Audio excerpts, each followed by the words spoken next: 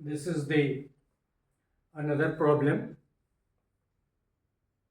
We have already solved 7 problems जो उसके examples में दिए हुए हैं। 2-3 तो आज ही 3 प्रॉब्लम आज ने किया और कुछ पहले मतलब 4+3 का है तो 7। और इससे पहले जो शुरू जहाँ से हम लोगों ने किया तो इसके एग्जाम्पल का नहीं, एक्सरसाइज का जो एक्सरसाइज इसमें एनसीईआरटी के 10th की किताब में है। इसको एक्सरसाइज 9.1 नाम दिया है हिंदी वाली किताब में, इंग्लिश में पता नहीं क्या है नंबर। तो इसका ये 11वां प्रॉब्लम है। So this is problem number 11 of the exercise. Worked out का नहीं, बनाया हुआ जो है उसका नहीं, ये फ्रेश प्रॉब्लम। और उसके 10 प्रॉब्लम को हम लोग कर चुके हैं। So as you can see कि एक टावर है और उस किसी कनाल पे खड़ा है। कनाल से कुछ दूरी पे एक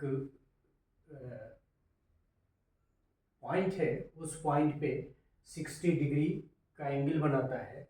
और वहाँ से 20 मीटर दूरी कोई दूसरा पॉइंट है, उससे भी एक एंगल बनाता है और वो एंगल 30 डिग्री बनाता है। तो संकल्पना ये है कि ये टीवी टावर है, ये कनाल पे खड़ा है। ये कनाल यहाँ से यहाँ तक है और इस कनाल का जो ये पॉइंट है, यहाँ से 20 मीटर पे एक और पॉइंट है। तो यहाँ से भी एक कोण बनता है और ये इस कनाल के इस पॉइंट से कोण बनता है। तो मान लीजिए कि ये कनाल ये भी है और ये इसको आगे फिर बढ़ाया है 20 मीटर। तो ये कनाल का डिस्टेंस आपको निकालना है। चूँकि हमारे पास हिंदी में भी है तो हम इसको पढ़ दें। एक नहर के एक तट पर टीवी टावर ऊर्ध्वाधरतः खड़ा है, मतलब वर्टिकली खड़ा रहेगा। तो हमेशा वर्टिकली ही जनरली खड़ा रहेगा धरती से। टावर के ठीक सामने दूसरे तट के एक अन्य बिंदु से टावर के शिखर का उन्नयन कोण 60 डिग्री है। इसी तट पर इस बिंदु से 20 मीटर दूर और इस बिंदु को मीनार के पाद से मिलाने वाली रेखा पर स्थित एक अन्य बिंदु से टावर के शिखर का उन्नयन कोण 30 डिग्री है। टावर की ऊंचाई और नहर की चौड़ाई ज्ञात कीजिए। फिगर जैसा कि हमने आपको समझाया कि एक कनाल है, इसका एक किनारा यहाँ है, एक किनारा यहाँ है, इस पे खड़ा है। ये इस दूसरे किनारे से एंगल बना रहा है, ये एंगल 60 डिग्री दिया हुआ है। ये जो दूसरा किनारा है, यहाँ से 20 मीटर दूर एक पॉइंट है, उससे भी एंगल 30 डिग्री का बना रहा है। तो पूछ रहा है कि ये निकाल दीजिए, मतलब ये भी यदि हम इसको माने हैं तो ये भी निकाल दीजिए। So we shall draw the figure and solve the problem. It is also very easy. जो हमने फिगर आपको समझाया, if you have understood then there is nothing. तो ये एक टावर है, इसी को नाम दे दें हम लोग ए बी। और ये कनाल है। कनाल का 2 किनारा है बी सी। बी वाले किनारे पे ये टावर खड़ा है जैसा कि कह रहा है, और दूसरा जो किनारा है वहां से ये कोण बना रहा है, उन्नयन कोण, ये 60 डिग्री का बना रहा है। राइट, दिया हुआ है। अब यहां से 20 मीटर दूर एक पॉइंट है डी, जो कनाल से बाहर है, और इससे भी एंगल बना रहा है। ये बड़ा फिगर बन गया, कैलकुलेशन में थोड़ा जगह की दिक्कत होगी, सॉरी। इसको ठीक से मिला लें, ऐसे थोड़ा मिटा दें। हालांकि ये तो एंगल बनाना है। सो ये दिस इज डी।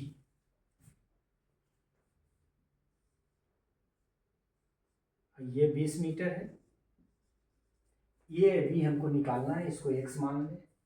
और बी सी जो कैनाल है उस भी हमको निकालना है x, इसको मान लें। ये एंगल 30 डिग्री है। फिगर बड़ा बन गया, थोड़ी सी लग्जरी हो गई, दिक्कत होगी, लेकिन थोड़ा सा हम लोग करेंगे। यहाँ से शुरू करते हैं।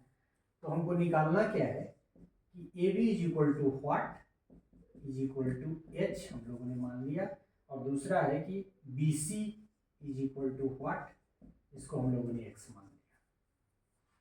अब ये आपका गिवन है और ये गिवन है, तो 2 ट्रायंगल तो आपका बन ही रहा है, एक ए बी डी और दूसरा ABC, ABD और ABC।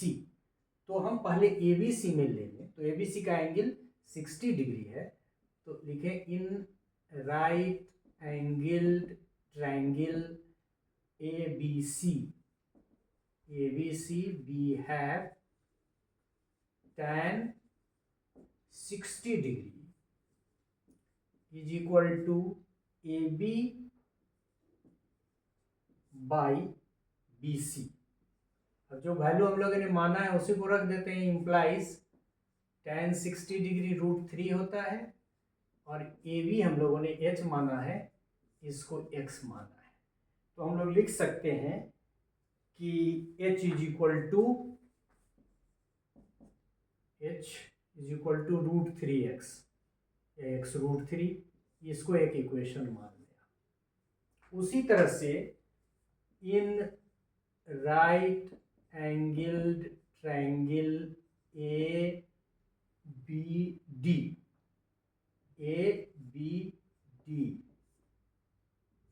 we have, अब यहाँ मान कितना है, tan 30 degree, tan 30 degree is equal to AB by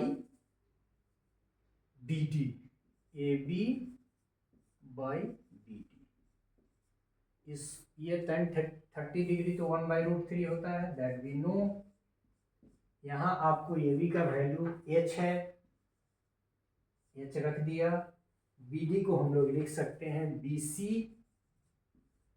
plus CD, ये इंप्लाइज करेगा 1/√3 इज इक्वल टू, H की जगह पर हम क्या वैल्यू रख सकते हैं, या अभी रहने दें, बाद में रखेंगे। H divided by BC is equal to X and plus CD that is 20 metre.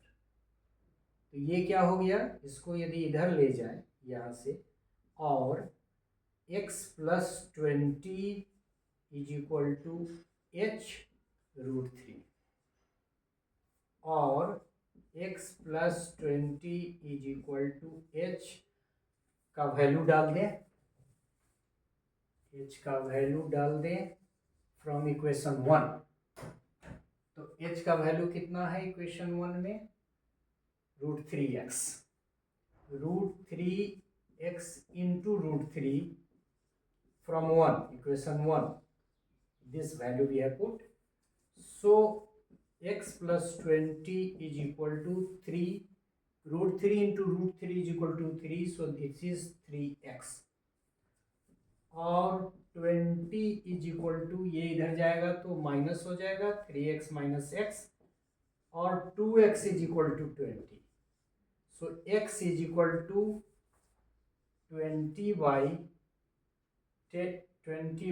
2 is equal to 10 metre. एक तो हमारा निकल गया, x भी हमको निकालना है, so x is equal to BC is equal to 10 metre. मतलब कनाल का कि जो चौड़ाई पूछ रहा था, क्या पूछ रहा है, width of the canal that is 10 metre. अब ये निकालना है, तो इक्वेशन 1 में, from equation 1 we have H is equal to √3x, since x is equal to 10, so the value is 10√3। तो आप देखें कि एक तो x is equal to BC, मतलब जो कैनाल का विड्थ है वो निकल गया, और दूसरा जो H है, मीनार की ऊंचाई है, टावर की ऊंचाई है, हाइट है, वो भी हमारा निकल गया। तो H इज इक्वल टू, या AB इज इक्वल टू, जो हमको निकालना था, ये हो गया 10√3 मीटर, और ये BC जो कनाल का की चौड़ाई है, ये हमारा निकल गया 10 मीटर। तो इसमें भी सिर्फ हम लोगों को करेज रखना है। हालांकि प्रॉब्लम बहुत लंबा था, हमने बहुत छोटा छोटा करके लिखा है, आधा बोर्ड यही लेता है, और फिर ये भी हो गया, फिर भी किसी तरह हमारा कैलकुलेशन इसमें साफ सुथरा हो गया। तो ये भी BC, ये पॉइंट इस पे खड़ा है, इससे एंगल बना रहा है 60 डिग्री, ये 20 मीटर यहाँ बढ़ा है, तो इस पॉइंट पे ये 30 डिग्री का कोण बना रहा है। तो दो राइट एंगल ट्रायंगल में, एक में 60 डिग्री से हम लोग और दूसरे में 30 डिग्री जब वैल्यू पुट करते हैं, तो x दैट इज BC और AB दैट इज H दोनों निकल जाता है। तो मीनार की ऊंचाई हमारा 10√3 metre, H is equal to 10√3 metre, और फिर ये आपका कनाल का जो विड्थ है वो हमारा 10 मीटर निकल जाता है। So in this way we can also solve this problem as well. 5-6 problem हम लोग और करेंगे। We have already solve 20 problems, और एक प्रॉब्लम तो उसमें हम लोगों ने एक पार्ट जो था उसमें हम लोगों ने डिस्कस किया था कि कैसे उन्नयन कोण क्या होता है, अवनमन कोण क्या होता है, मतलब एंगल ऑफ डिप्रेशन और एंगल ऑफ एलिवेशन, उसकी बात की थी। और फिर वहाँ से हम लोगों ने सवाल शुरू किया था। मैक्सिमम सवाल अब तक हम लोगों ने NCERT बुक्स पे ही एक्सरसाइज और उसके वर्कड आउट एग्जाम्पल्स के बनाए हैं, लेकिन कुछ प्रॉब्लम इधर उधर से भी लिए हैं, 1-2 प्रॉब्लम और इधर उधर से लेंगे, लेकिन इसके सारे प्रॉब्लम को हम लोगों ने ले लिया है। आगे भी आवाज़ तो नहीं हो पाएगा, 2 बजने जा रहा है। फिर हम लोग दूसरे दिन इस प्रॉब्लम को करेंगे। हाइट एंड डिस्टेंस कंप्लीशन के बाद फिर हम लोग ट्रिगोनोमेट्रिकल रेशियो की तरफ जाएंगे। So thank you for this part. Thank you. We have already cracked this problem as well. Thank you.